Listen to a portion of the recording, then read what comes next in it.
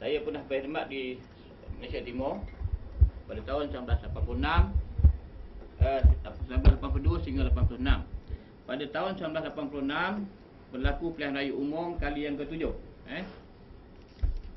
Dan saya bertugas sebagai kerani di markas batalion ataupun pejabat urus takbir dalam satu unit infanteri. Saya tak ceritalah dia punya unit.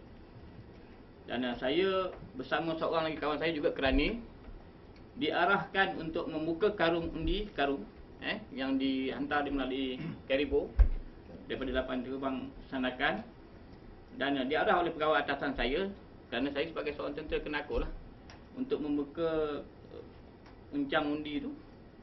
Dan saya diarahkan untuk memangkah kertas undi. Dalam uncang itu lebih kurang 900 kertas undi yang anggota tentera dan isteri dia. Jadi saya ni diarahkan untuk bagi dua. Maknanya saya lebih kurang 400 lebih, dan kawan saya nama Ayub Mat Saman, orang Kedah, dia ambil 400 lebih juga. Jadi kami mengundilah, mengundi ikut cita rasa kita lah. Mungkin saya masa tu BN, saya pangkah BN macam itulah. Yang dia mungkin bebas ke, dia pangkah apa yang ikut cita rasa dia. Mana kat sini saya sudah mengambil hak orang lain sebagai pengundi yang sepatutnya mengundi kertas tu. Tapi itulah saya ulang balik. Saya ni sebagai seorang tentera kena yes man lah. Mana kita kena ikut perintah dan arahan. Kemudian borang dua tu ditantangkan oleh pegawai takbir lah. Itu satu. Yang kedua, saya sendiri pada tahun 86 tu, saya tak pernah mendaftar sebagai pengundi pos. Sebab bila kita ni pengundi pos, kita akan dipublishkan dalam publikasi dipanggil Perbuah 2 atau Perintah Bahagian 2, dan direkodkan dalam dalam borang angkatan tentera satu kad sebagai pengundi pos. Tapi saya tidak berdaftar dan tidak dibuat publikasi dan tidak direkodkan. Tetapi tiba-tiba kertas undi saya ada dan saya pangkahlah. Kemudian tahun 1990 saya bertugas di Kementerian Pertahanan di bahagian perjawatan. Saya ingin mengundi dengan JRP untuk menanyakan sama ada tak nama saya sebagai pengundi pos. JRP tu apa? JRP kata tak ada. JRP tu apa? JRP Jabatan Arah Rekod dan Pencen. Bahagian penempatan anggota dulu. Sekarang dipanggil bahagian di bawah markas ATM lah. Jadi saya pelik. Tahun 86 ada, tiba-tiba tahun 1990 tak ada. Nak tanyalah berkenaan dengan pilihan raya bahagian Pinang, Pusat Sedar. Berapa jumlah pengundi di Pusat Sedar, di peti undi itu? Ini tadi. Pusat Sedar, kalau kita data tu ada tempat lain. Okey, cuma saya tertariklah dengan Pusat Sedar ni. Pusat Sedar ni kebanyakan yang direkrutkan atau pusat latihan tentera darat ni biasanya umur 18 tahun. Boleh kira berapa orang yang berumur 21 tahun ke atas. Jadi ini kalau saya dapat figures tu, makna kat situ ada benda yang kita muskil lah.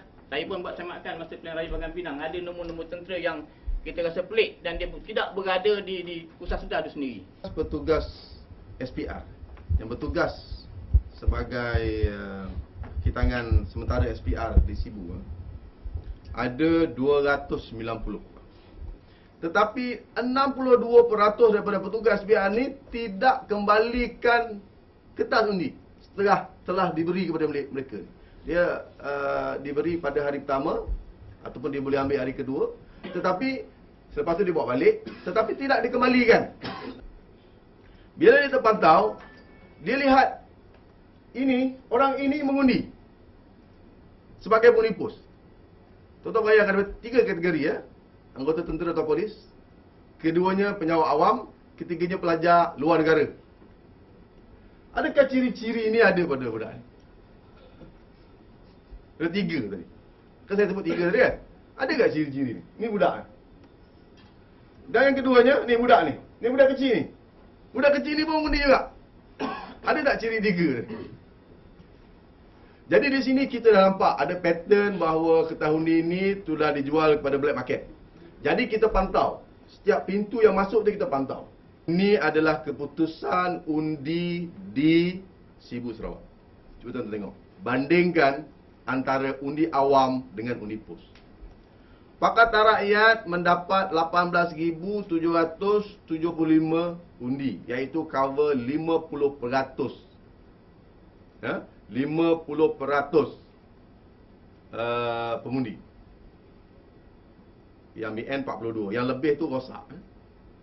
Mana tak sampai 100 kan? Yang lebih tu ada rosak. Tetapi di dalam undi pos, BN dapat 82%, PR dapat 2.47%. Bayangkan, macam satu yang terlalu ekstrim. Dapatnya tanda tangan palsu dalam borang 2. Okey, borang 2 ni borang 2 Borang 2 ni adalah borang perwakilan. Maknanya borang yang mewakili pengundi dan ia perlu disahkan oleh seorang saksi daripada pegawai anggota tentera. Tuan-tuan tengok. Sebenarnya tuan tak nampak tu. Yang dicop itu adalah Kapten Azizi. Tapi Kapten Azizi ni memiliki 4 tanda tangan yang berbeza. 7 yang berbeza tak?